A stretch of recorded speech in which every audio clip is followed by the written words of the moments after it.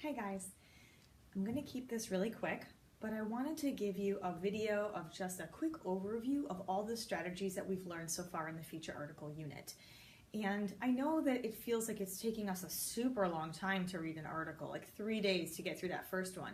And you might be thinking, does she seriously expect me to take 3 days to read an article? And people don't do that, right? They don't read an article and put notes in a chart for every paragraph. That's not the way we read in real life. And you're absolutely right.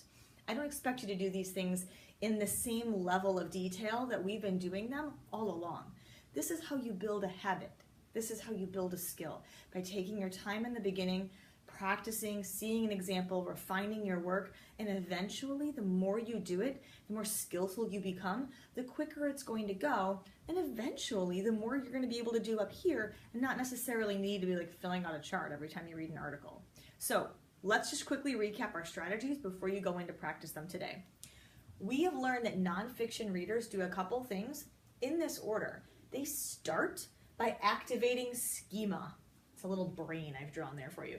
So we want to activate our schema by reading those features first.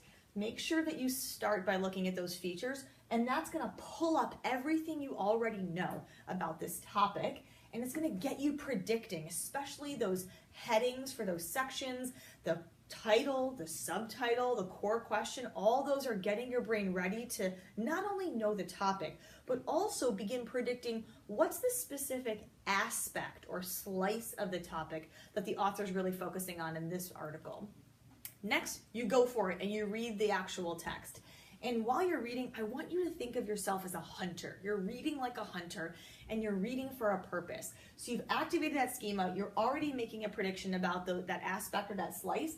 And so while you're reading like a hunter, you're really seeking to find information that's going to link back to those features and more fully develop the ideas, those seeds that were planted in the features.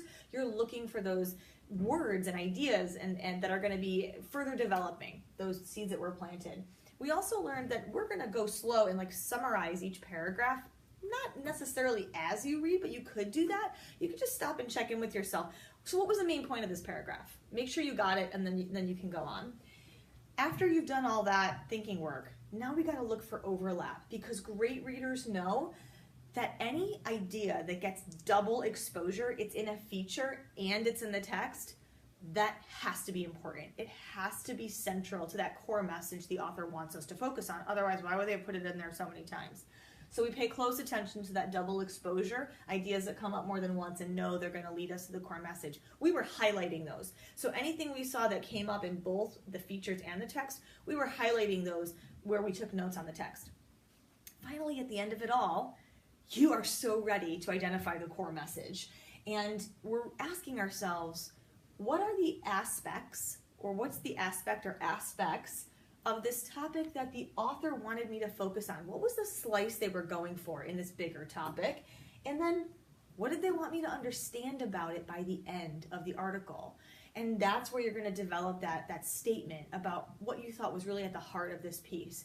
So using these strategies, you are so ready to go forth and be successful nonfiction readers. Get to work.